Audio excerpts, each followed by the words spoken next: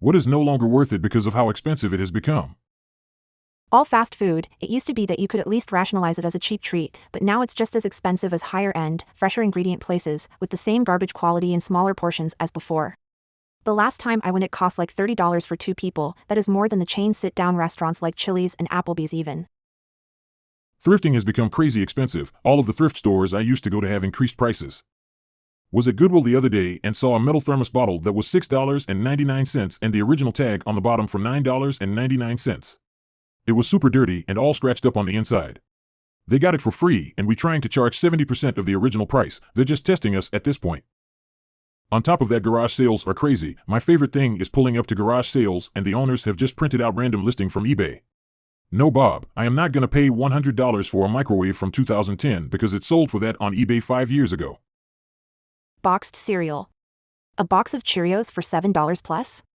Get the frick out of here with that nonsense. I'll buy the store brand for $3 that comes in a bag instead of a box, at least until that gets too expensive as well.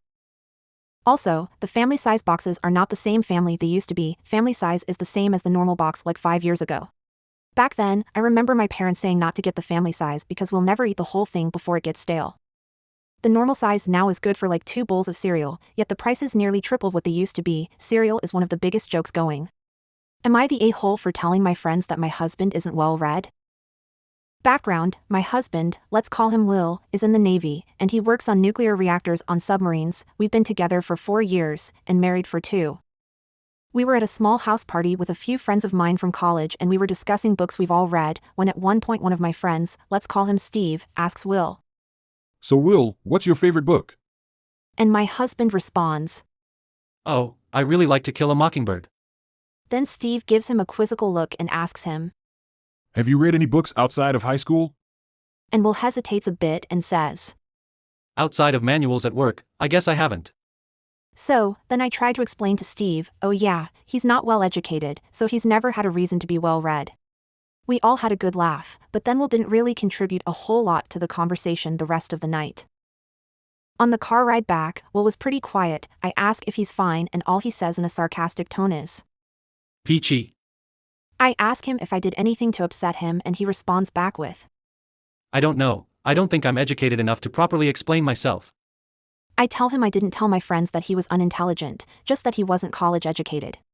He accused me of minimizing how hard his Navy schooling was, but I explained that military education and college education are simply not the same. We continued to fight until we got home. I texted my sister about what happened, and she called me a huge a-hole and then I need to apologize, and now I'm having second thoughts about how I handled this. Am I the a-hole for canceling plans due to friend bringing her 8-year-old?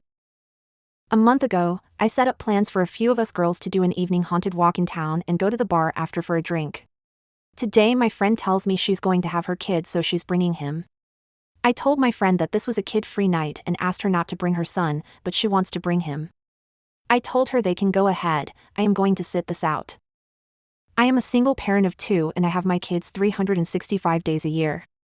They are teens, but I still am with them and responsible for them. My friend has every weekend kid-free, except this week. She's always complaining of burnout and saying she needs more help and more free time.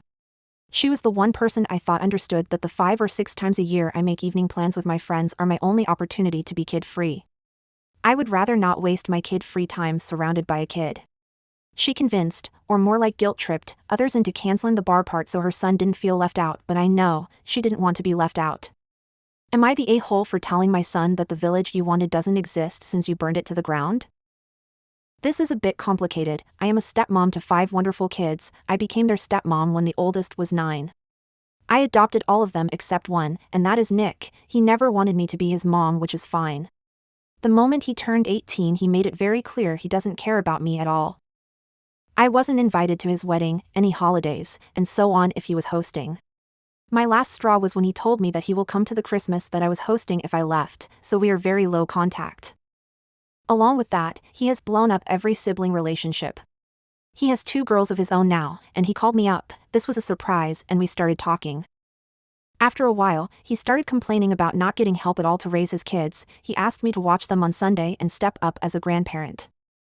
I told him the reason the village doesn't exist to raise his kids is due to him burning that village down. He called me a jerk and hung up.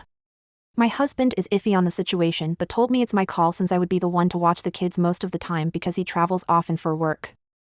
So, I am posting here, am I the a-hole? Am I the a-hole for warning my niece not to wear a swimsuit as it's risky and triggering a panic attack? I, 36M, have a niece, 16F, who have PTSD and depression due to some incidents 4 years ago I can't mention here due to privacy, and that incident tore her family apart. Everyone was affected from that, but we were able to get a restart after the dust settled. She has been recovering mentally since then. She's more outgoing and happier than before, but still has anxiety and fear from certain kind of persons. Yesterday, she bought a swimsuit online and decided to wear it with her friends for an upcoming party. I checked the outfit out and found it risky for her, so I warned her about how risky it is. She told me it's all right, so I mentioned to her about the incident that everyone doesn't want to be repeated. It triggered her PTSD, and she kept crying on her pillows and dolls. Her parents found out and asked me what caused her to have a panic attack. I answered with what I said to her, and it ended with a big quarrel. She told me I was a jerk, but I just wanted to warn her, and I didn't have any intention to cause her panic, but my house is now pure chaos.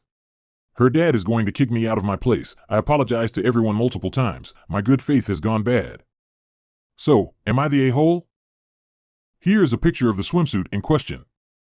Am I the a-hole for telling my subordinate to stop cosplaying? I, 45M, manage a team of scientists and engineers. I have this one subordinate named Chloe, 22F, who joined our organization after she graduated from college. Just out of curiosity, because Chloe is very cute, I friended Chloe on Facebook so that I could gain access to her pictures. Her profile is private and only open to friends. Much to my surprise, she actually added me as a friend, and as it turns out, she cosplays as a hobby, and she has professionally done shots of her cosplaying. A lot of these pictures are her in skimpy, alluring clothes, and I can't help but look at Chloe in a much different way these days, now that I've seen her nearly unclothed body. It's gotten to the point where, a few days ago, I brought her into my office, and I didn't want to outright admit that I was snooping around her pictures, so I simply gave her a generic speech about proper social media use as an employee of our organization. I also let her know if you have any hobbies that reflect poorly on our team, then I would advise you to cease them immediately. Chloe said all right, and she did look slightly embarrassed. Am I the a-hole for giving her that speech? Today I effed up by calling my boyfriend daddy. My boyfriend and I have 2 young dogs, one is a year old and the other is 7 months. Like most pet owners, I like to give them a voice. Since they act like children, I usually speak for them like they are children. Because of this, I've gotten into the habit of referring to my boyfriend as daddy, but not daddy in the traditional way and certainly not in a sexy way. Oh no, I have to do it the Peppa Pig way. So, I refer to him as Dee with hard Ds. To be honest, I'm not quite sure where I got the idea from, but it was always so funny and innocent to say daddy like a cartoon British pig, so onward with Dee I went. The other day my boyfriend and I were getting frisky, and he was hitting all the right spots. Sometimes I call him daddy under my breath, but this time I went yes to Dee all seductively and I was instantly cringing. I had hoped he didn't hear me and my little frick up, but he just repeated what I said and then he couldn't stop laughing.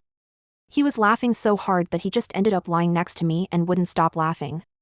Needless to say, sexy time was indeed over. Now it's been our running joke and probably will be for a while. Am I the a-hole for whacking it while my girlfriend and I are trying to work out our relationship and trying to avoid intercourse? My girlfriend, 39, and I, 38, have been together for 2 years and have lived together for the majority of it. I fell in love with her almost instantly and truly believe she is the love of my life. We were together every day after our first date for months. It was the best time of my life. The past year has been a roller coaster with us, butting heads and fighting. The past 6 months have been really rough. We were both done. We spent about 6 weeks basically avoiding each other, but after spending some time together we decided to try and make it work again, because the love is still there, and neither of us can imagine living without the other. She doesn't want to have intercourse, although the past couple weekends we have, after a few drinks, but she says she always feels bad about it. I can respect that, and I don't want to make her feel bad, so I try not to do things that would lead that direction. I've been trying to do things that are sweet that would make her feel loved, like rub her feet and cook dinner. Last night I cooked and had planned on giving her a good full body massage, because she's been working hard and was tired. These usually lead to intercourse.